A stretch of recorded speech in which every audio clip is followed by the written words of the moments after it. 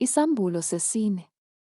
Emva kwalokho ngabona, bheka-ke, umnyango uvulekile ezulwini, nezwi lokuqala engalizwayo linjengelecilongo likhuluma nami, lithi, "Yenyukela lapha, ngikutshengise okumelwe ukuba kube khona emva kwalokhu." Masinyane ngaba kumoya. Bheka, isihlalo sobukhosi sasimi ezulwini nohlezi phezu kwesihlalo sobukhosi, nohleziyo wayefana netshe lejaspi nesadiyu, ukukeka kwakhe, nothingo lwenkosikazi luhaqe isihlalo sobukhosi lufana nesimaragidu, ukubukeka kwalo.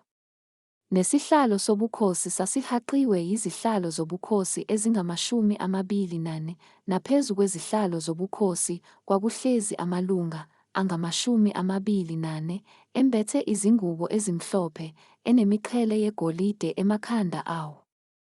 Nasesihlalweni sobukhosi kwaphuma imibani, namazwi, nokuduma, nezibani zomlilo eziyisikhombisa zavutha phambi kwesihlalo sobukhosi, ezingomoya abayisikhombisa bakaNkulunkulu, nangaphambi kwesihlalo sobukhosi kukhona okunjengolwandle lwengilazi lufana nekristalu, nangaphakathi kwesihlalo sobukhosi nasekuzungezeni isihlalo sobukhosi kukhona izidalwa ezine zigcwele amehlo ngaphambili nangasemuva.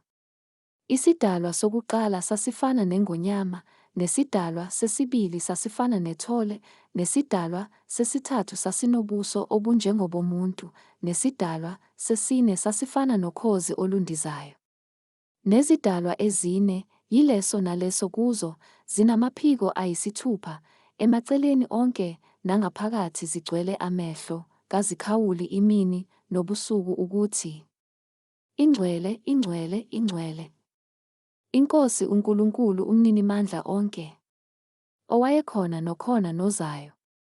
Kuthi lapho izidalwa zimnika inkazimulo nodumo nokubonga ohlezi esihlalweni sobukhosi, yena ophilayo kuze kube phakade naphakade, amalunga angama-24 awaphansi phambi kwakhe ohlezi esihlalweni sobukhosi, akhuleka kuye ophilayo kuze kube phakade naphakade, aphonsa imiqhele yawo phambi kwesihlalo sobukhosi, ethi, "Ufanele wena Nkosi yethu noNkulunkulu wethu, ukwamukela inkazimulo nodumo namandla, ngokuba nguwena owadala izinto zonke, nangenxa yentando yakho zaba khona, zadalwa."